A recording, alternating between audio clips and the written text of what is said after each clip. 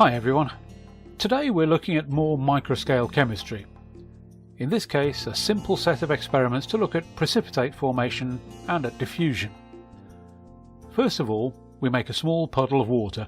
You can't tell, but it is roughly 1 centimetre across, and on each side of it are two solids, in this case copper sulfate and sodium carbonate. At the same time, we push both solids into opposite sides of the puddle of water using spatulas. And now we wait.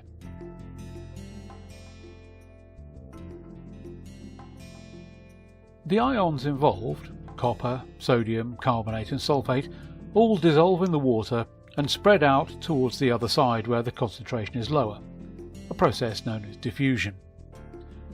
In this particular case, as copper carbonate is insoluble in water, when copper and carbonate ions come into contact, they form solid copper carbonate and drop out of solution, so you see a pale green precipitate forming.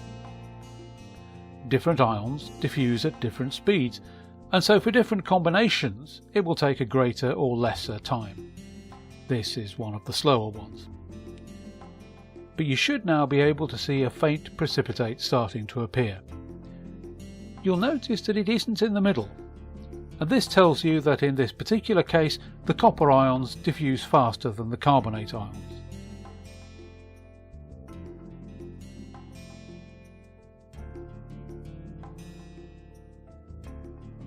Now we'll look at lead nitrate and potassium iodide. Once again, we push the solids into opposite sides of the puddle.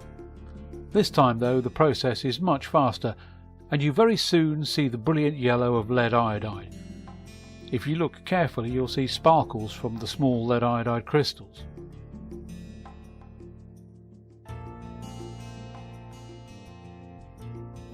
You can do this with any pair of soluble salts that form a precipitate. Here we're trying potassium iodide and silver nitrate. Once again, we push the solids into the opposite sides of the puddle, and quite rapidly again, you see the creamy yellow precipitate of silver iodide.